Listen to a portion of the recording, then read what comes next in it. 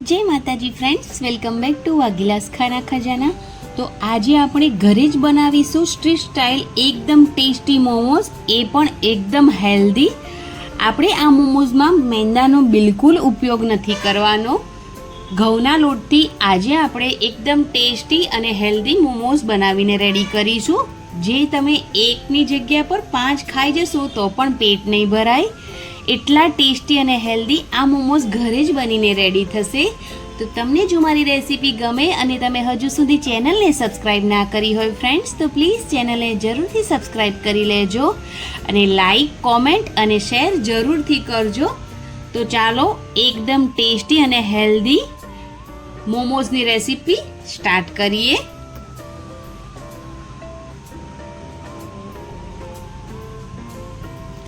તો સૌથી પહેલાં અહીંયા મેં કોબીજને એકદમ સારી રીતે ગ્રેટ કરી લીધી છે।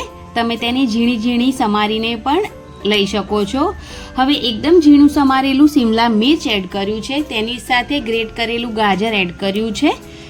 અહીંયા તમે કોઈ પણ સબ્જી લઈ શકો છો, તમારે કોઈ ઓર સબ્જી એડ કરવી હોય તો। હવે તેની અંદર મીઠું એડ કરીશું અને એકદમ સારી રીતે બધા જ શાકભાજીને મિક્સ કરી લેવાના છે। અને એકદમ સારી રીતે આ શાકભાજીને મિક્સ કરી લીધા પછી તેને 10 મિનિટ માટે આપણે સાઈડ પર મૂકીશું। 10 મિનિટની અંદર આ બધા જ શાકભાજી તેનું પાણી છોડી દેશે, એટલા માટે તેને 10 મિનિટ આપણે સાઈડ પર મૂકવાનું છે મીઠું એડ કર્યા પછી। તો હવે આપણે જ્યાં શાકભાજી છે તેને સાઈડ પર મૂકી દઈશું અને આગળ આપણે ડો બનાવીને રેડી કરીશું। તો તેના માટે મેં અહીંયા ઘઉંનો ઝીણો, જે આપણે રોટલી બનાવીએ તે લોટ લીધો છે, અહીંયા 1 વાટકી જેટલો।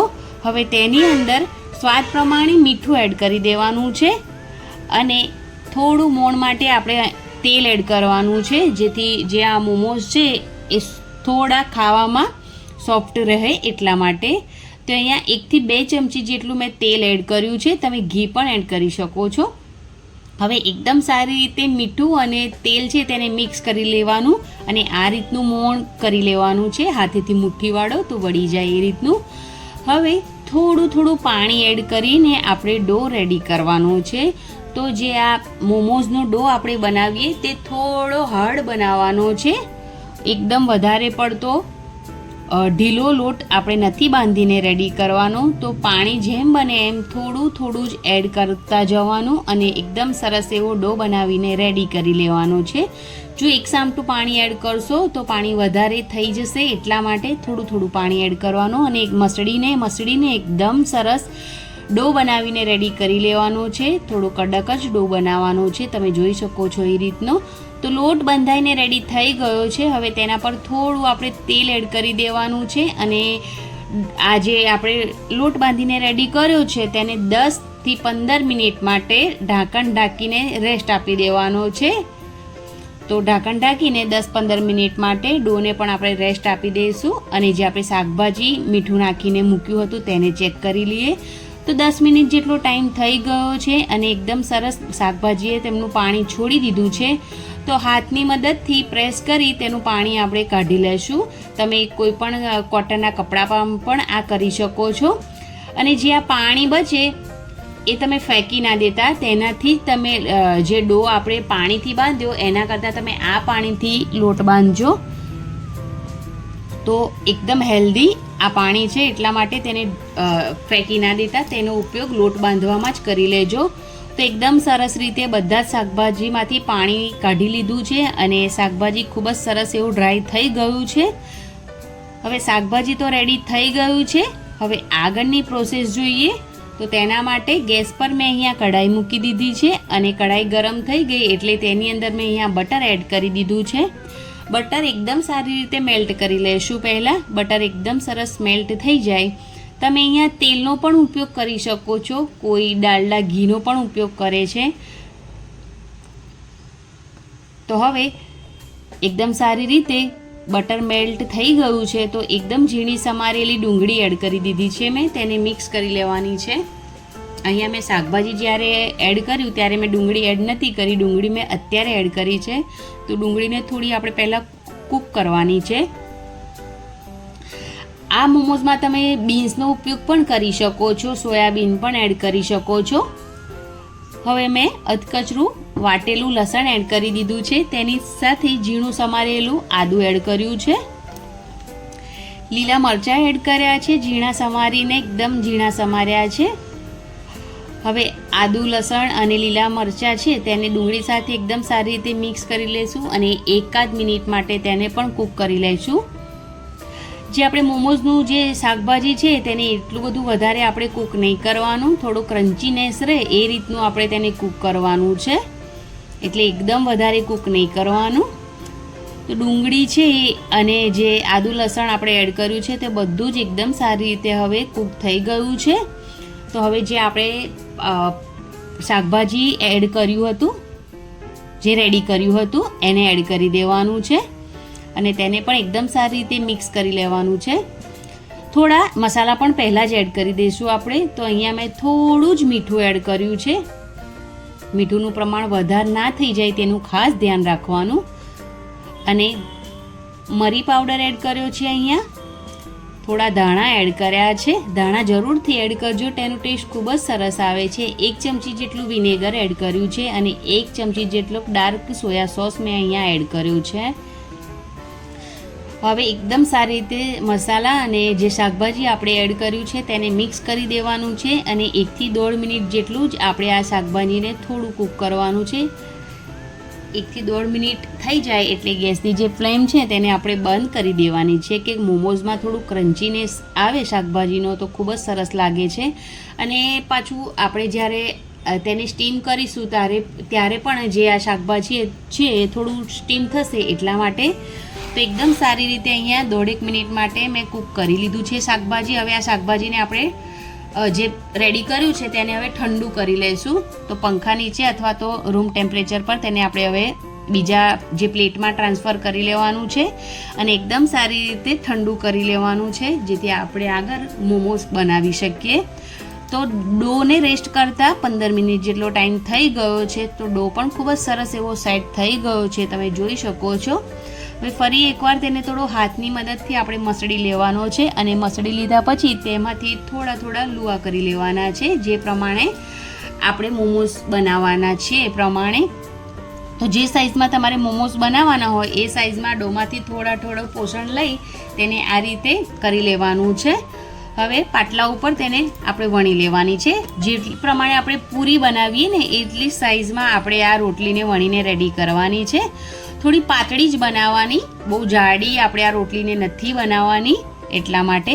તો અહીંયા આ રીતની આપણે પૂરી જેવી શેપમાં રોટલી બનાવીને રેડી કરવાની છે, તમે જોઈ શકો છો. અને આટલી પાતળી બનાવીને રેડી કરવાની છે.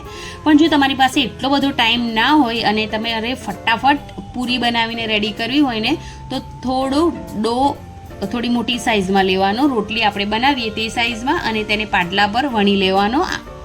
અને જે આપણા ઘરમાં ગ્લાસ અથવા તો વાટકી કંઈ પણ એવું કન્ટેનર હોય તેની મદદથી આપણે પૂરી સાઇઝ કરી લઈએ છીએ તેમાંથી. તો આ રીતનો મેં અહીંયા ગ્લાસ લીધો છે અને ગ્લાસની મદદથી કટ કરી લેશું અને એક જ સાઇઝની આપણે આ રોટલી મળી રહેશે. તો તમે આ રીતથી ફટાફટ રોટલી બનાવીને રેડી કરી શકો છો. મોમોઝની વધારે ટાઈમ પણ નહીં જાય અને એક સરખી જે રોટલી છે તે પણ બનીને રેડી થશે અને ખૂબ જ સરસ એવા મોમોઝ બનશે. એટલા માટે તો મેં અહીંયા ગ્લાસની મદદથી એકદમ સરસ રીતે રોટલી કટ કરી લીધી છે. તો આ રીતથી મેં અહીંયા બધી જ પહેલાં રોટલી બનાવીને રેડી કરી લીધી હતી, એટલે ફટાફટ જે આપણે ફિલિંગ્સ બનાવીને રેડી કરી છે એ અંદર એડ થઈ જાય એટલા માટે. તો અહીંયા મેં રોટલી બનાવીને રેડી કરી લીધી છે. હવે એક આપણે તેમાંથી રોટલી લઈશું અને જે આપણે મસાલો ઠંડો કરવા મૂક્યો હતો તેને લઈશું. એકદમ સરસ રીતે ઠંડો થઈ ગયો છે. જેટલું જે આપણે રોટલી બનાવી છે એમાં જેટલો એડ થાય એટલું આપણે જે આ સ્ટફિંગ રેડી કરી છે જેટલું આ રોટલીમાં આવી જાય એટલી ભરીશું અને હાથની મદદથી તેને આપણે સીલ કરી લેવાની છે. આ રીતે જે રીતે તમે વિડીયોમાં જોઈ રહ્યા છો. તમને ઓર કોઈ શેપમાં પણ આ મોમોઝ બનાવવા હોય અને તમને આવડતા હોય તો તમે એ શેપમાં પણ મોમોઝ બનાવી શકો છો. મને બસ એક આ જ શેપ આવડે છે એટલે હું આ જ શેપમાં મોમોઝ બનાવી રહી છું અને આ શેપમાં મોમોઝ લાગે પણ છે બહુ સરસ એટલા માટે.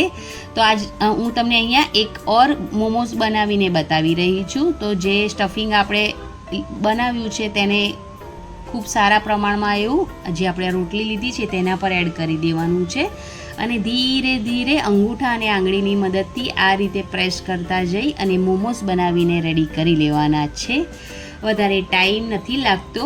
પહેલાંથી જ તમે આવી રીતે રોટલી બનાવીને રેડી કરી લેશો તો સ્ટફિંગ ફટાફટ ભરાઈને રેડી થઈ જાય છે.